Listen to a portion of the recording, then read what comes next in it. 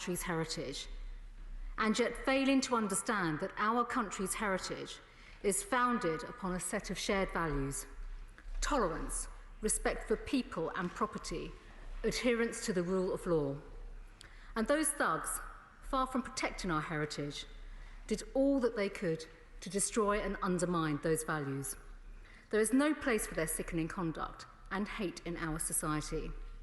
They were violent, they were aggressive, and abusive towards police officers. They were patently racist. It is right that a good number have been arrested.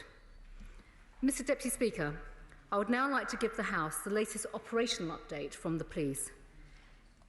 In total, over 210,000 people have attended demonstrations across the country following the death of George Floyd. At least 160 protests took place this weekend, with the vast majority passing peacefully. But counter-demonstrations sparked ugly scenes.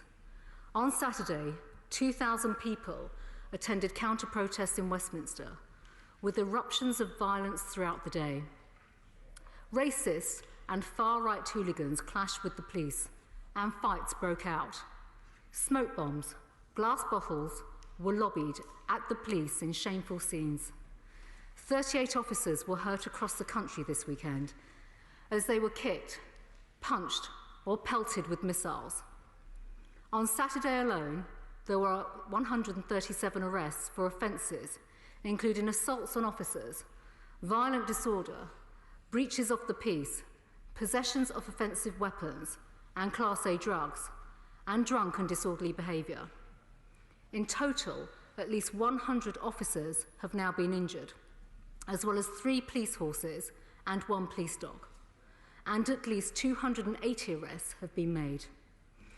As this ugly operational picture demonstrates, many of the so-called protesters came with the deliberate intent of causing harm to those around them and to police officers. This hooliganism is utterly indefensible.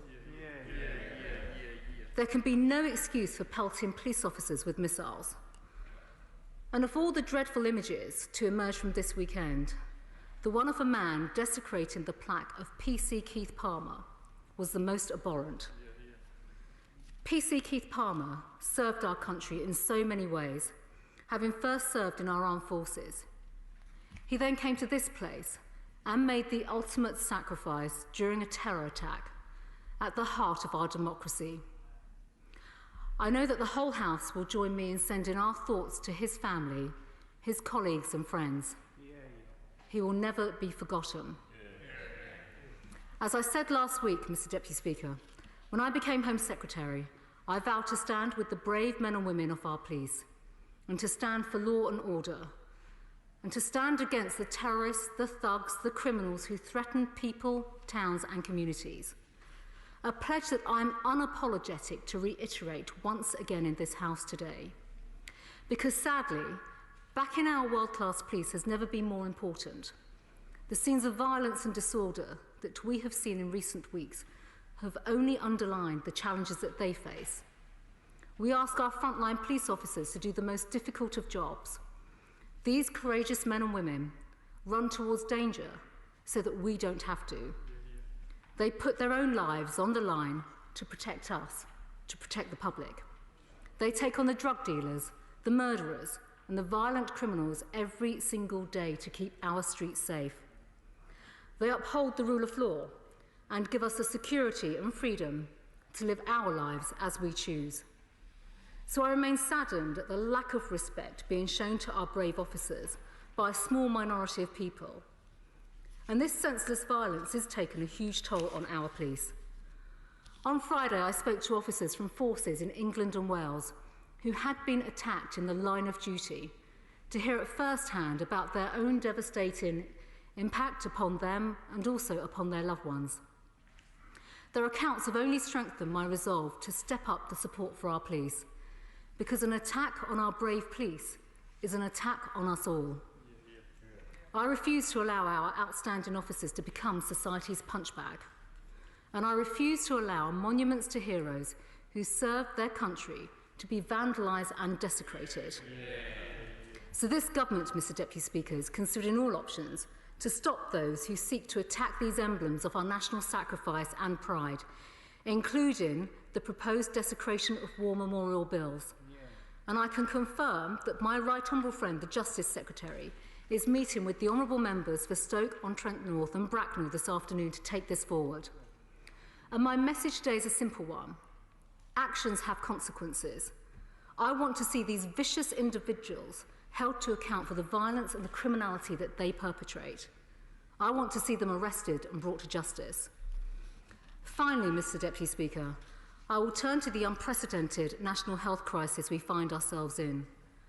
Coronavirus has tragically taken the lives of over 40,000 people in our country. To protect us all and to stop the spread of this deadly disease, any large gatherings of people remain unlawful.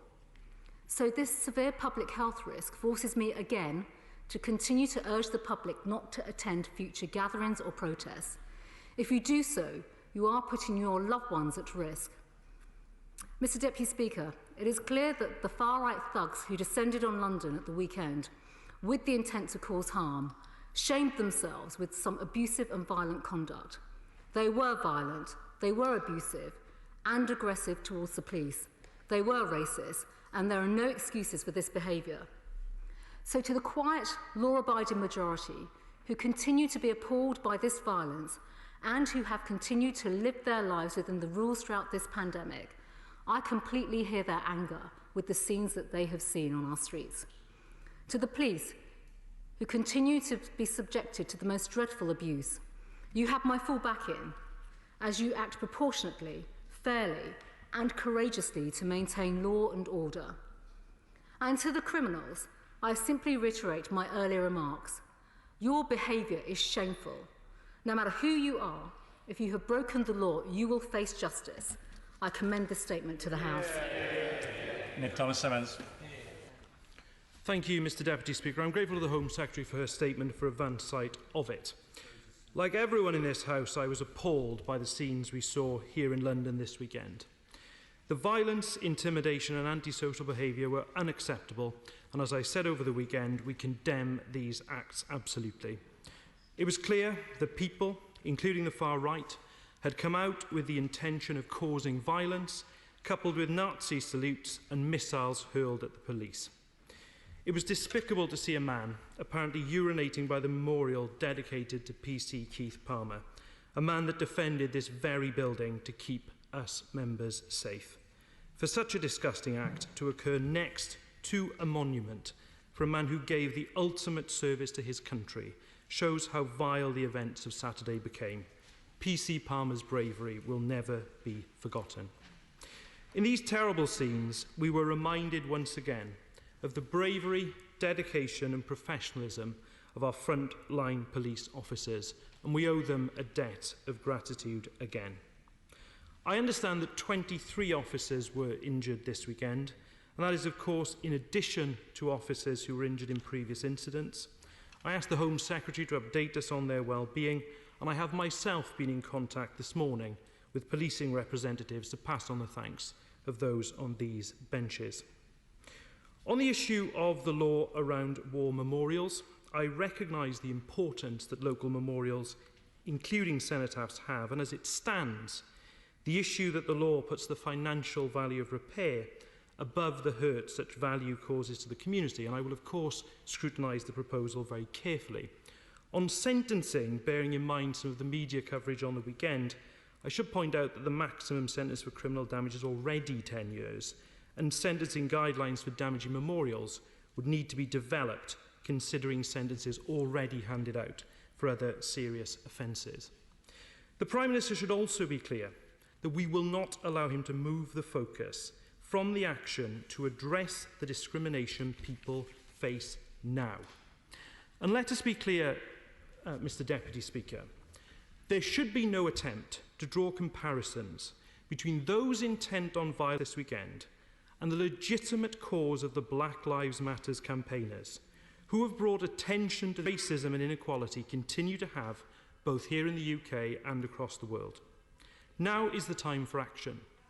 To borrow a phrase from another movement for equality and justice, What's required now are deeds, not words. The Prime Minister's decision to announce yet another review falls woefully short of what is required. Because the Prime Minister could act now. Mr Deputy Speaker, he could implement all the recommendations of the Lammy Review that have been sat there since September 2017. He could bring forward actions on the Wendy Williams Lessons Learned Review now. He could address the fact that just 60 people have been compensated so far in the first year of the Windrush compensation scheme. Just 60 out of 1,000, which is unacceptable. To use the Prime Minister's own words, these plans are oven ready and could be done now. The Prime Minister has the information to act now. The Prime Minister has the recommendations in front of him to act now. The Prime Minister has the power to act now. And isn't the reality that we are in the middle of a powerful national moment where more delay is not the answer? Isn't the truth, Mr Deputy Speaker, that by failing to act now, the Prime Minister just isn't offering the leadership required? Thank you, Mr Deputy Speaker. Well, I thank the honourable gentleman, of course, as ever, for his comments about police officers policing and also the support that he has given to our injured police officers too. What we have seen over recent weeks has been completely appalling. And Mr Deputy Speaker, there are a number of points that I would like to make in response to the Right Honourable Gentleman's comments and contribution to the House. I think it's important to recognise, I said this in fact this time last week, that peaceful protest of course remains an essential and vital part of our democratic society. And of course Black Lives Matters and the movement itself and the response in terms of the points that they have been making, as we discussed last week on the floor of this House, are absolutely important, essential, vital that we look at the ways in which we can address the issues of inequality and social injustice across our country and society, which is why the Prime Minister has announced a new cross-government commission to effectively champion the voice of BME groups in particular. The new commission on race and ethnic disparities will absolutely look at some of the issues that he has touched on, and I'll come on to the issue of Windrush separately, if I may, Mr Deputy Speaker, in a minute. But these inequalities are live inequalities, which means we need to act now, as the Honourable Gentleman has rightly said. And the aim of the Commission, importantly, is to set out something that is forward-looking and positive, a positive agenda of change, balancing the needs of individuals, community and society, but also maximising opportunities, ensuring fairness for all. And of course that is something that all members in this House should rightly welcome and work collectively together. I said this last week again and I'll keep on saying it. We should unite in our core purpose and objective. We are all leaders and we can absolutely drive this agenda forward. It will, Mr Deputy Speaker, build upon the work of the Race Disparity Unit, and also it will go further in terms of understanding why the disparities exist and what works, what doesn't work, but also build upon recommendations that have already been made to government.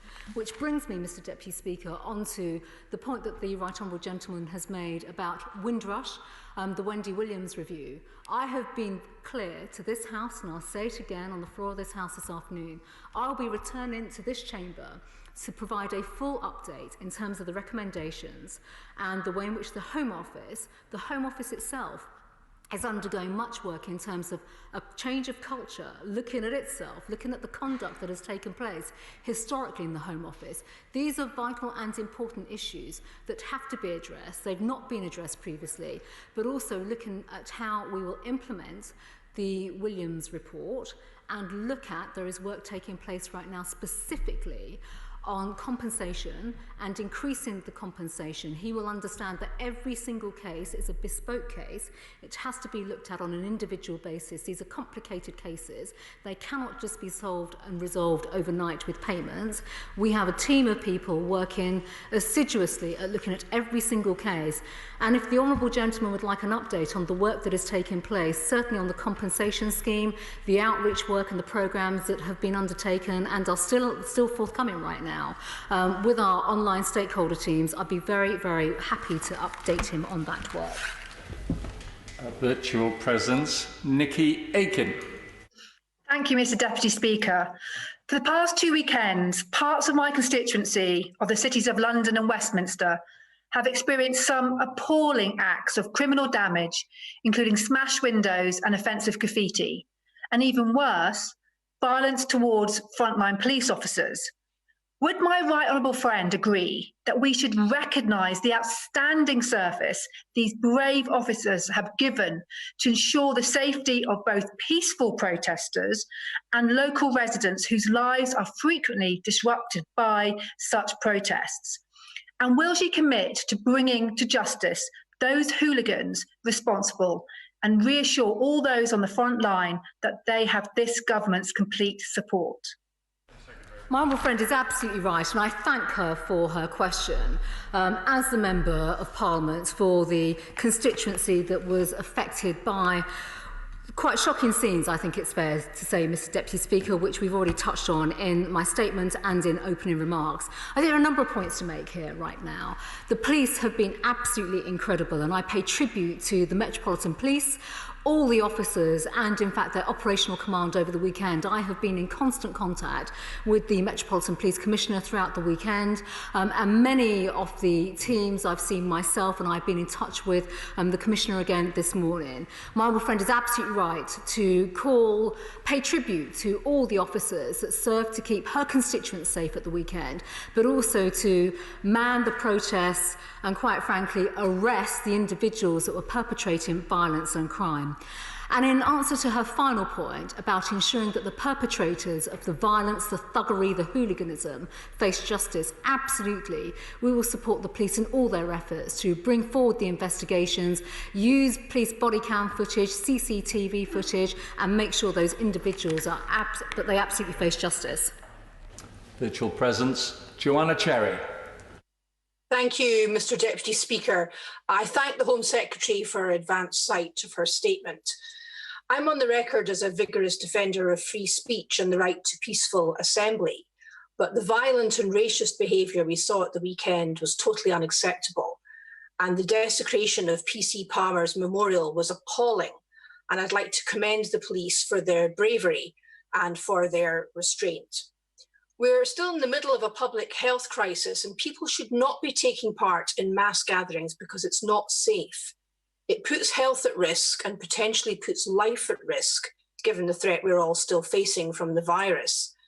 That said, it's really important that we don't let this reprehensible public and the debate about statues distract us from the most important issue, which is the inequalities suffered by Black and minority ethnic people in modern Britain. We were starkly reminded of these at the weekend when the 3rd anniversary of the Grenfell fire passed with still no justice for the victims, and when Channel 4 News revealed the government's suppression of reporting about the true extent of the disproportionate impact of COVID-19 on Black and minority ethnic communities. The Prime Minister has announced yet another review, but what we need is not another review, but action on the recommendations of the many other reviews which have already reported.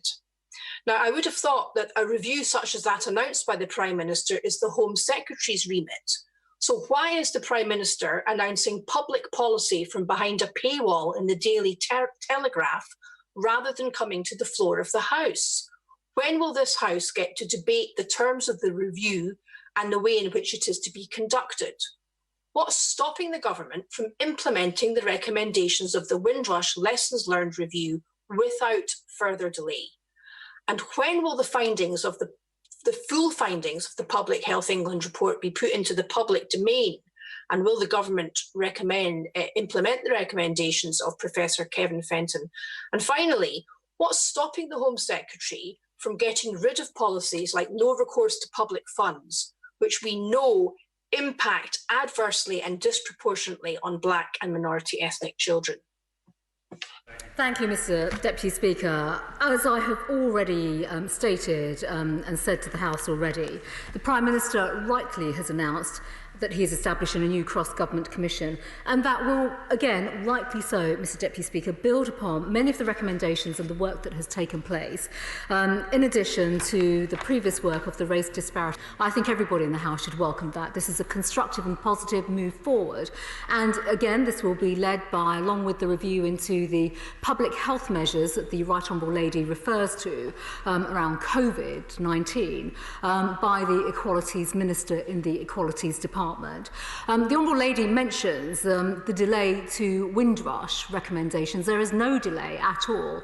I spelt out when I gave the report here on the floor of the House the time frame that I would be reporting back to this House of Commons. I'm sticking to that timetable, and I'll be here on the floor of the House before we break for summer recess to outline not just the recommendations of the Windrush Lessons Learned review, but also to expand upon some of the potential policy changes and a review of many of the practices within the Home Office itself. Thank you, Mr Deputy Speaker. Those that seek to destroy public order are trying to divide us. Public speakers one. We stand against racism, we stand against violence and vandalism conducted by whomever and for whatever reason, and we support our police. Does my right honourable friend agree that those individuals seeking to violently foster this division deserve to face the full force of the law? Well, of course, my honourable friend is absolutely right, and Mr Deputy Speaker, I think it's a really poignant and important moment to recognise as well that notwithstanding the intolerance that we have seen on the streets of London, our capital, over the weekend, we are all one nation and we are all one community. We can celebrate our differences, but at this time in particular, we should be coming together to work together to address many of the issues that have been raised. There's no doubt about that. And he, of course, is right, and he will know from his time as a police special as well, the vital work that our police have been doing. I commend them, I praise them all. And as I said in my statement, they are the ones that run towards danger to keep us all safe. Yvette Cooper. Thank you, Mr Deputy Speaker. Can I join with the tributes to police force and police officers and also to PC Keith Palmer. The Home Secretary will be aware of the involvement of far-right extremist groups in organising this weekend's appalling violence and vile attacks on the police, and including people who were giving Nazi salutes and also people who've been involved in promoting vile racism on and offline and extremism too. The government's independent advisor on countering extremism recommended that the Home Secretary chair a new task force on countering hateful extremism. Can I ask her, has she set up that task force and what action is it taking? Well, the Right Honourable Lady is absolutely right in terms of the people that we saw on the streets, their abhorrent behaviour, but specifically in terms of the task force that she has mentioned, there is work taking place now on that task force and has been for some time within the department itself. I'll happily write to her and share the details of that. Virtual Presidents. Kate Griffiths. Thank you, Mr Deputy Speaker. My friend joined the hard-working neighbourhood police who were on hand at recent Black Lives Matter protests in my constituency of Toxeter in order to make sure those present social distance guidelines. What additional support the government is providing? Kate, I'm terribly sorry, I can't hear you. I suspect the Home Secretary can't either. We'll try and come back to you when that can be resolved. We'll go now to Christine Jardine. Much, Mr Deputy Speaker. Can I echo the remarks that have been made paying tribute to the work done by the police force in the face of such horrific, mindless violence and acts at the weekend. But can I draw the Home Secretary's attention to the fact that many of us are concerned by the fact that this review, which the Prime Minister has announced, we've yet to see the details of it, and threatens to be a distraction from the real problem at the moment, which is that so many of our BAME communities in this country feel that they are the disproportionate victims of stop and search and many other inequalities. That we have to address them, we have to act now, and we cannot allow this to be a distraction. And yet another review which sits on a Whitehall shelf, paying lip service to action rather than actually providing the action that we need. Thank you, Mr Deputy Speaker. I think it's important for me to reiterate, I touched on this in my statement last week in the House, but specifically to the commission that is being established by my right honourable friend, the Prime Minister. It is the right approach, because we are at this pivotal moment now where if we are serious, not just about building upon past reviews, looking at previous data, and rightly so, we should, and previous policies. Many government policies are under review anyway. Look at COVID, where we've demonstrated that. But to combat the real inequalities in our society, and in fact, Mr Deputy Speaker, to end many of the gross disservices to many of the communities across the nation when we see inequalities, lack of access to social justice, press inequalities, we must find a way to address these sensitive and difficult issues in an accurate and in a responsible way by addressing the root causes of them. And that is exactly the objective of my right honourable friend, the Prime Minister, which is why he has taken this course of action. Thank you, Mr Deputy Speaker. Over the last few weeks, we have sadly witnessed vile attacks perpetrated by violent extremists of all stripes on our streets. Further, the Home Secretary and I, along with other Conservative colleagues, have been subject to torrents of hateful prejudice and, frankly, racist abuse from the left's legions outside, as well as in the case of my right honourable friend, sadly from sources on the benches opposite, as we refuse to conform to their prejudices. Does the Home Secretary agree with me that the Leader of the Opposition should condemn all these attacks and support the full weight of the law being applied equally to everyone, no matter how righteous they believe their views are? I thank my honourable friend for his comments. He is absolutely right. He's absolutely right. We should be calling out collectively racist and intolerant behaviour. And I'm saddened, Mr Deputy Speaker, that the Leader of the Opposition has effectively failed to depart from the divisive, hateful, racist politics of its former leader. And as for that letter, I will not be dignifying that letter with a response at all. Jane Stevenson.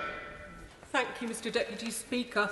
Our police have shown tremendous restraint and admirable calm in the last 2 weeks when faced with dangerous attacks and being subject to crowds with COVID-19 still very much a factor. Will the Secretary of State make sure that anyone attacking our police will face the full force of the law, and those attacking service animals will be prosecuted as quickly as possible under Finn's law? My old friend is absolutely right, and she speaks with great passion, and also for her constituents as well in her response, and highlighting the abhorrent and appalling attacks that have been subject to our police officers, and also to police animals as well. First of all, they should all feel the full force of the law. There is no doubt about that. But also, I think we should just recognise that assaults on police officers have an intolerable impact upon them as individuals. They are human beings. They are people too. They have family members and loved ones who worry about them when they leave home to go to work. And that is why, Mr Deputy Speaker, as I've said previously, later on this year we will be bringing in legislation on protecting our police and the police covenant to make sure that they have their rights upheld in statute. Mary Kelly-Foy. Mr Deputy Speaker, this weekend we saw neo-fascists and the far right marching on the streets of Britain. Now, more than ever, we need a government and a Home Office that can be trusted to tackle the racism and prejudice that still exists in British society. Yet the Lessons Learned report on Windrush found that the Home Office displayed ignorance and thoughtlessness on issues of race, whilst the majority the right kind of treatment and commitment and support so that they receive the right level of compensation. Martin Vickers. Thank you, Mr Deputy Speaker. I welcome the approach that the Home Secretary has outlined during recent days and the robust approach she had with me on Friday ahead of the protest march that took place in Cleethorpes. Thankfully, that passed off without a severe incident. But nevertheless, as she pointed out in her statement, the very fact that these marches are taking place at a time when social distancing rules are still in place causes unnecessary anxiety, particularly to the elderly and vulnerable. Will she give an assurance that she'll continue to work with the police and local authorities and others to ensure that those protest marches are deterred and actually don't take place?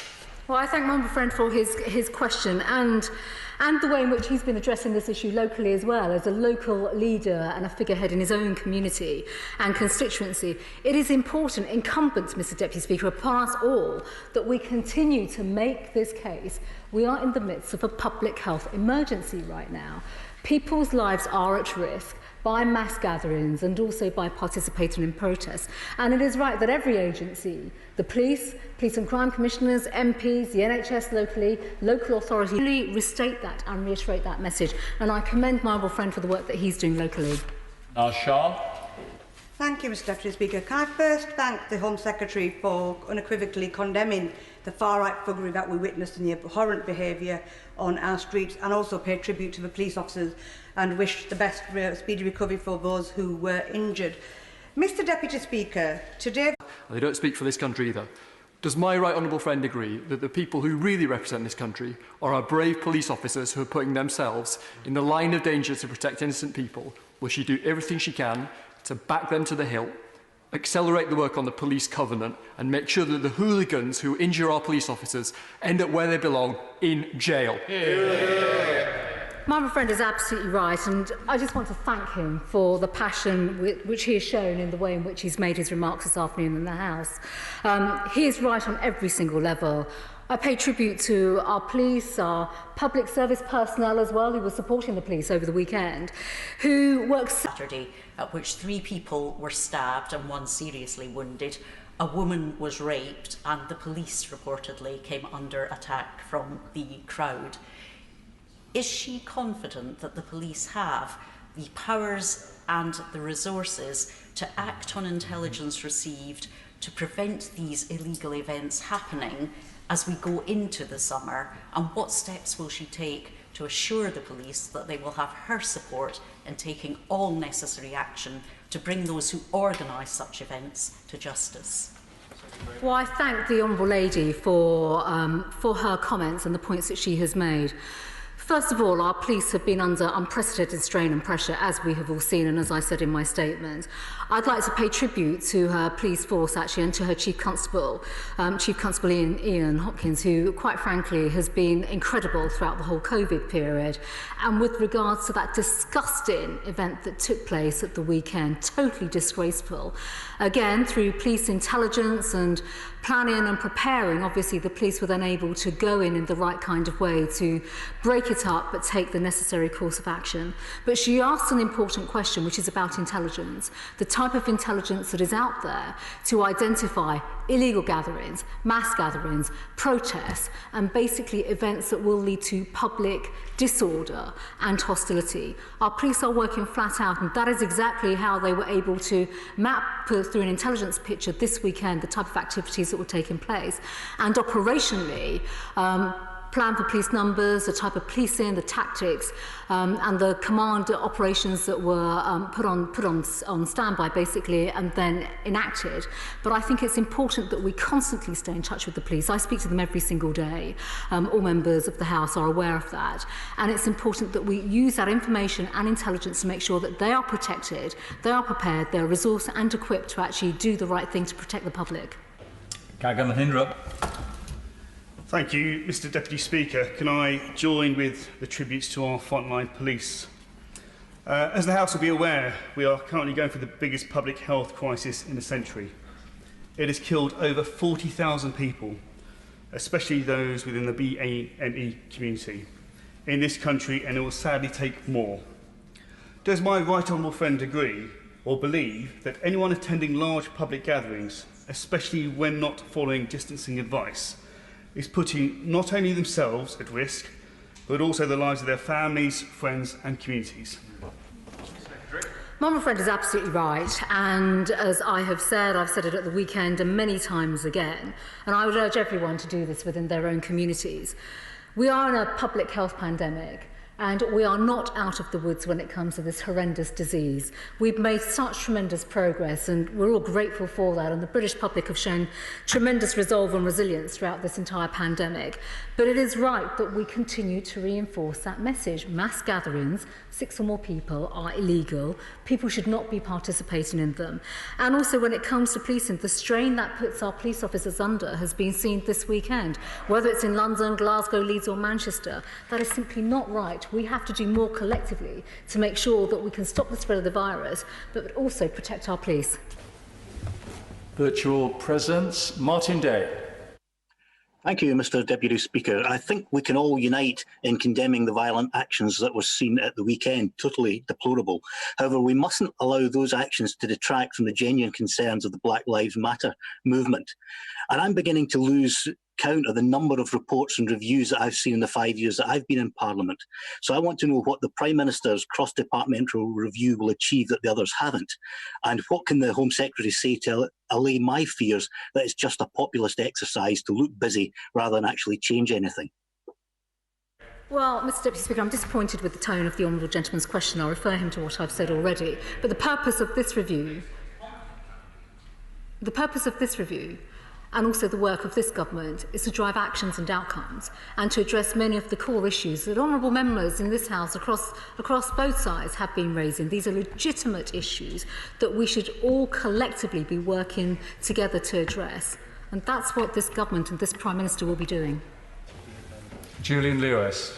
Will the Home Secretary join with me in praising the action of Patrick Hutchinson, who rescued a white demonstrator from the other side of the riot, as it were, because he didn't wish him to be injured and thus discredit the Black Lives Matter movement? And will she also endorse with me what I think I heard the Honourable and Learned Lady for Edinburgh South West say, which is that trying to impose the values of the modern era on people and personalities from a past age is rather irrelevant compared with trying to make sure that we examine the way in which people behave towards the black community today. My honourable friend is absolutely right, and in reference to the gentleman that he was referring to in his remarks, I think, Mr. Deputy Speaker, all members of the House will join me in saying that he's the very best of Britain. Our country needs more people like him, and his actions this weekend spoke volumes. I pay tribute to him and the way in which he conducted himself, the way in which he stepped in. And in response to my honourable friend's point about coming together and statues, we learn from our past so that we can have a more stronger, resilient and secure future, and that's absolutely right. Try and go back to Kate Griffiths. Kate Griffiths. Thank you, Mr. Deputy Speaker. Will my right honourable friend join me in thanking the hard-working neighbourhood policing teams from Staffordshire Police, who were on hand at recent Black Lives Matter protests in my constituency of Burton and Uttoxeter in order to make sure those present adhered to social distancing guidelines? Can she confirm what additional support the government is providing to the police as they meet the challenges of policing during this pandemic?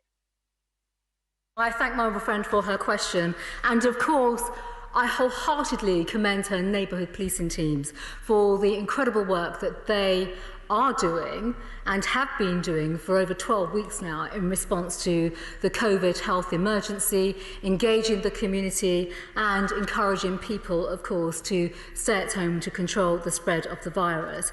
But she asked an important question about resourcing. And of course, not just now, but we are doing this consistently and throughout this government. We are increasing the number of police officers that we have, so she will be aware that in her own area of Staffordshire, she will be receiving 90 more police officers, and of course her police force has had a cash increase of approximately £14 million. That's money that goes to the front line, that's money that goes to protecting our communities and keeping people safe, but that's money, a real investment in our police officers, which is exactly what they have been calling for a considerable period of time. Virtual presence, Afzal Khan. Thank you, Mr. Deputy Speaker. Can I start by saying that I am disappointed to hear the Home Secretary's lack of clarity on when exactly she intends to update the House on the implementation of the Wendy Williams review into the Windrush scandal. People have died waiting, and many more are suffering. However, I do share her disgust at far-right activity which took place over the weekend. I have personally received racist and Islamophobic emails from far-right addresses over the past few months. Can she outline what steps are being taken by her department to tackle far-right activity both online and offline? Well, Mr Deputy Speaker, I refer the Honourable Gentleman to my comments earlier on Windrush, and he will have to wait patiently, but also I think there is a need for members to recognise the way in which casework for Windrush compensation schemes are undertaken. These are complicated cases, and he'd be very welcome to come into the department to learn more about the actual work that we are doing on that. And I'd invite all other colleagues that would like to come in to see the work of our Windrush team. When it comes to the type of thuggery, racism, abuse that the Honourable Gentleman refers to, there is a great deal of work that's taking place, not just in the Home Office, but across government. And that is because, as I've already said in my statement and several times in response to questions, we're a tolerant country and a tolerant society, and there is no place for any of that activity, racism, intolerance or hatred. Virtual Presence, Luke Evans. Thank you to Deputy Speaker. And can I associate myself with the comments both of the Secretary of State and Shadow Secretary of State regarding peaceful protests and the police? Since the tragic death of George Floyd in the US, we've heard lots of personal testimonies and experiences in the media, the public, and indeed even in this House about racism in the UK. So how does my right honourable friend respond to the accusations from some on the benches opposite about her gaslighting when she shares her own personal experiences of racism? I thank my honourable friend for his comments, and as I've already said, I'm not even going to dignify that pathetic letter with a response. And I think it's fair to say, Mr Speaker, that sadly too many people are just willing to casually dismiss the contribution of others, others from different ethnic minority backgrounds who do not necessarily confront or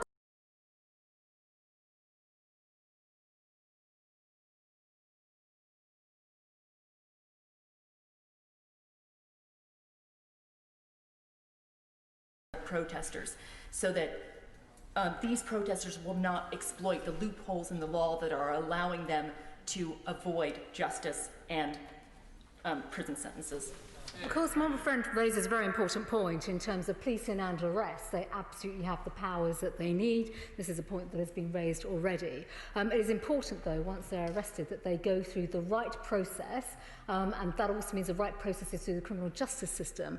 Myself and my right honourable friend, the Lord Chancellor, will always look to do everything we can to protect the police through police powers and protection, but I think fundamentally make sure that the thugs involved absolutely face the full force of the law. Virtual Presence, Marianne Fellows. Thank you, Mr Deputy Speaker. The Prime Minister has announced yet another review in the Telegraph today, and the Secretary of State has vigorously defended this and tries to reassure members and right honourable members that this will be the answer. Doesn't she understand that people want to know they're being listened to and that swift action is going to be taken to address racism in this country? How can the Secretary of State reassure people that there will be meaningful action from this government? Thank you, Mr Deputy Speaker. In answer to the Honourable Lady's question, there are some important points here. We cannot prejudge what communities think or what their experiences are. And it is right that my right honourable friend, the Prime Minister, has commissioned the review that he has to build upon, yes, previous lessons and data that we have in government, but importantly to engage the communities that are impacted. I'm saddened that the Honourable Lady is shaking her head because, as I've said earlier on in the House, and I will restate again, Mr Deputy Speaker, it is important that everybody learns. It is important that we respect all communities. It is important that we show tolerance and understanding to all communities, and that's exactly what the Prime Minister will be doing through this new Commission. Mr McCartney.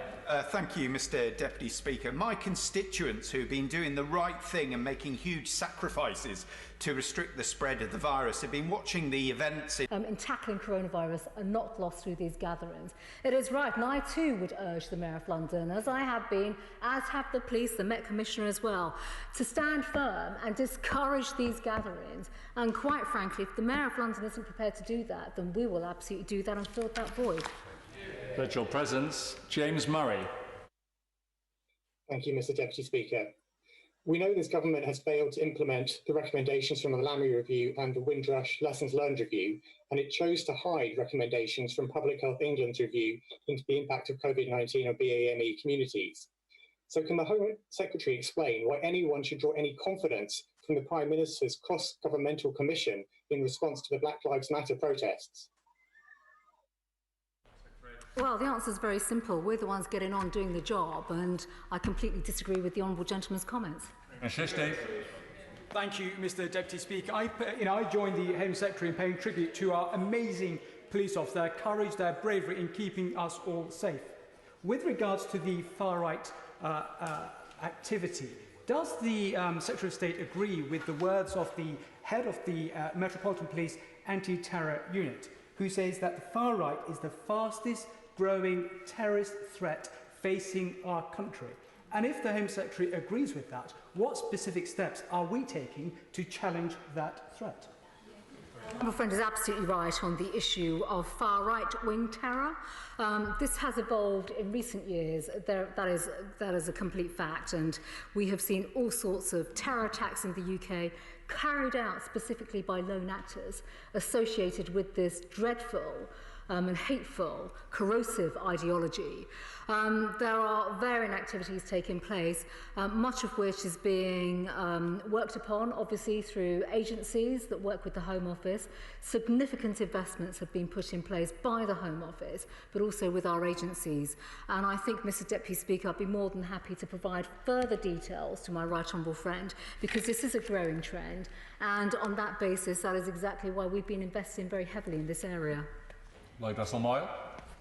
I congratulate the Home Secretary on not only the tone, but actually the content of much of what she has said.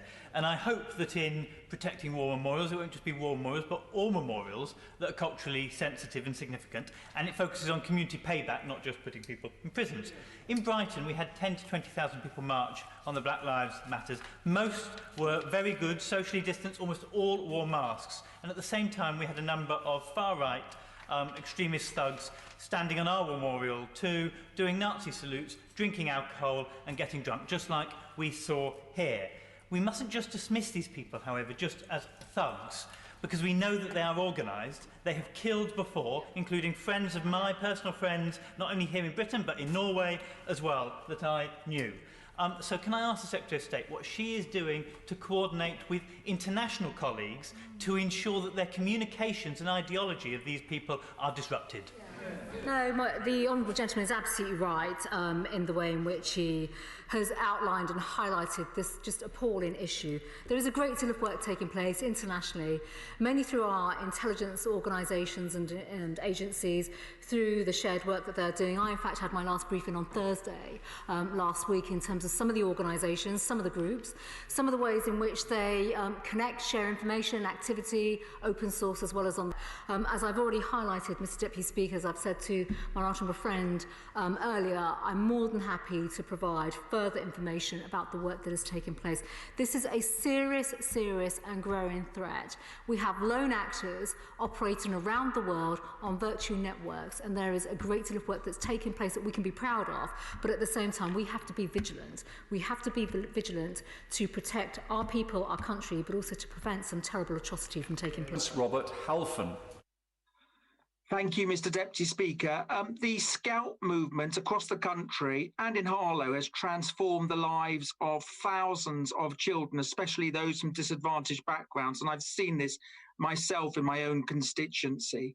Does my honourable friend not agree that the removal of the statue of its founder, of the Scouts founder, would not only be a threat to public order, but damages the reputation of the incredible Scout movement? Thank you, Mr Deputy Speaker.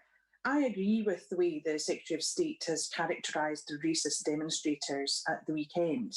And I see that the... Well, my honourable friend is absolutely right, and I thank him for the passionate way in which he spoke this afternoon. I pay tribute to our police, obviously, but importantly, the sacrifices that people have made throughout the COVID-19 pandemic, recognising, of course, that it is the silent, law-abiding majority of our great country, our great nation, who, like us all in this House, watched those scenes at the weekend with complete horror. We stand with the people that live by the rule of law, stand up for justice and order, and completely call out the scenes and the atrocities that we saw at the weekend. Tim Farron. Thanks, Mr Deputy Speaker. Cumbria's police report that since the lockdown, on 27 separate occasions, officers have been spat at. Now, each weekend we see that police and rangers report a minority of visitors abusing them and locals and guilty of littering, vandalism and complete disregard for the welfare of wildlife and of livestock. And whilst it goes without saying that most visitors behave absolutely impeccably, will the Home Secretary fund and enforce a new promotion of the Countryside Code so that everyone respects local communities and protects our environment? Well, I think the Honourable Gentleman is right to point out that it is a small minority that cause the most harm, basically, where the law-abiding play by the rules, live by the rules and conduct themselves in the right way. I think it's important to say also, Mr Deputy Speaker, in beautiful parts of the country, and there are many, including his own constituency, there's much more work that can be done, not just with the police, but with local authorities and local agencies to ensure that the awareness campaigns, and the police have been doing this, we are supporting the Home Office, we've been working with the police to absolutely communicate those messages. But we need those messages reinforced by many of those other agencies in his communities and across the country. Thank you, Mr Deputy Speaker.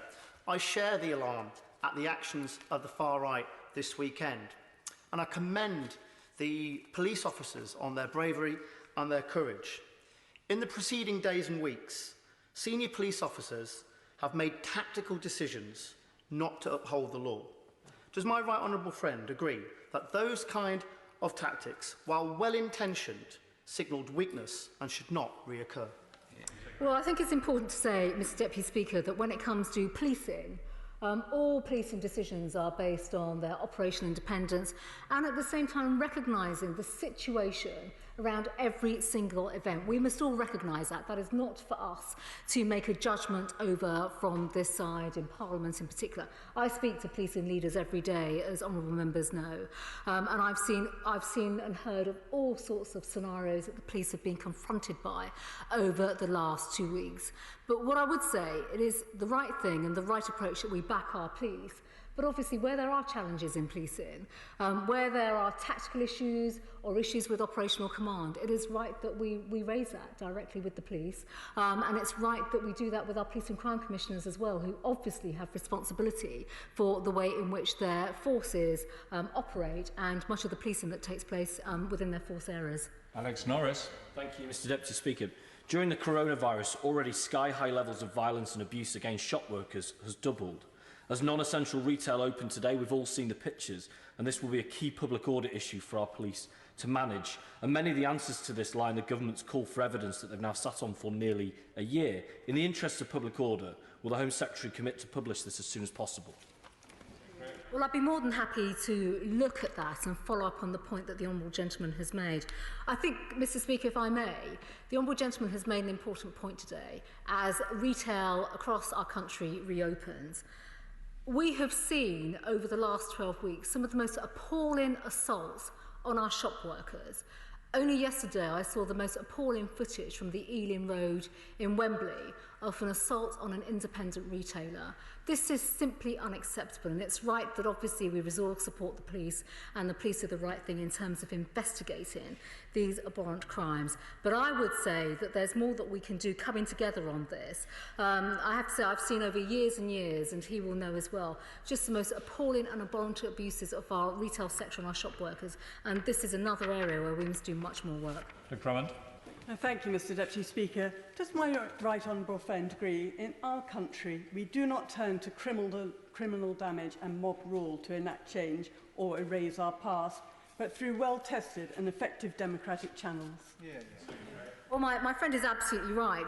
We are blessed. We live in an open, free, tolerant and democratic society and country. I think we are one of the greatest countries in the world. And we have these processes, we have these levers, and it's right that we all use them for whatever cause we support, but to drive the right outcomes and to drive justice. Kate Osborne. Thank you, Mr Deputy Speaker. Public Health England's review on COVID-19 on BAME communities showed what we already knew. The BAME communities are disproportionately affected by this virus. But can the Home Secretary outline why the government chose to hide the missing recommendations from the Public Health England review? And will the government now reveal those missing recommendations? I'd say to the Honourable Lady, as I said in fact last week when I was here on the floor of the House, the Equalities Minister, rightly so, has taken charge of this review. The recommendations, findings and details will be published, and I'm sure she, along with all honourable members, will not only look forward to that, but actually work with the government to be constructive. This is a matter for the Equalities Minister, and I'm sure we'll be very happy to come back with further details if we can on this. Bobby Moore. Thank you, Mr Deputy Speaker, and I thank my right honourable friend for her statement. Many residents of mine across Keighley and Ilkley were quite rightly outraged by this weekend's violence targeted towards our police, in which can only be described as thuggery carried out by ignorant fools. Will my right honourable friend commit to bringing these hooligans responsible for assaulting our police officers to justice? And can she assure me that our officers have the full government's support?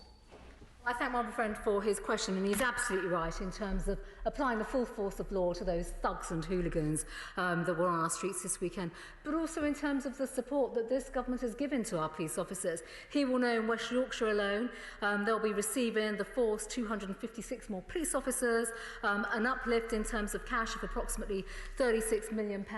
That is transformational in terms of policing, and again illustrates our commitment to back the police. Lawrence Eshalami.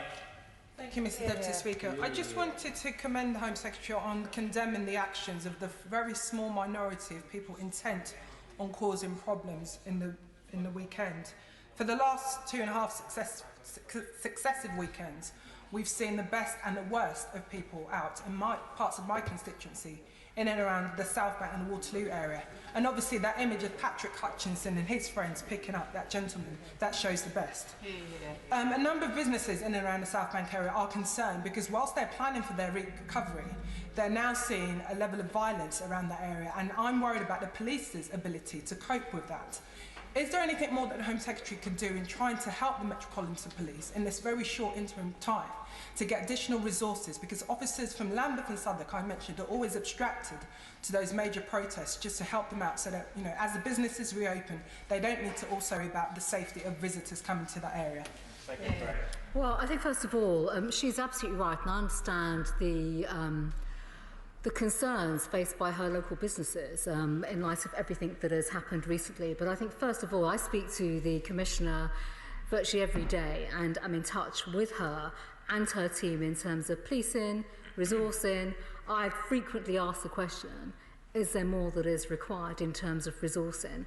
I hope she will lobby and work with the Mayor of London to actually further this. I think it's fair to say that more can be done in this area. Police resource and the Metropolitan Police, I'm sure the Honourable Lady will know, has had a cash increase of over £193 million and will be receiving over 1,300 new police officers. So the officers are there, the cash is there, but quite frankly, the leadership from the Mayor of London is something that certainly could improve. Caroline Noakes. Thank you, Mr Deputy Speaker. This afternoon we have heard from my right honourable friend, the Home Secretary, her commitment to equality and to fairness. We've also heard her be extremely robust about supporting our police officers who do such a fantastic job, sometimes in incredibly difficult and dangerous circumstances. What really matters is that we take the lead from the Home Secretary and find the solutions to the inequality and unfairness that has seen these protests over the last few weeks and the awful violent actions that we saw over this weekend, and that we all work together to bring our communities closer together and addressing those inequalities that have brought about such conflict. My right honourable friend is absolutely right, and she will know through her own work on her select committee as well, and I pay tribute to her for the work that she is undertaking, that there are a range of inequalities that cover all sorts of aspects, whether it's ethnicity, race, gender, sex, and it's right that we find ways to work together to act in a responsible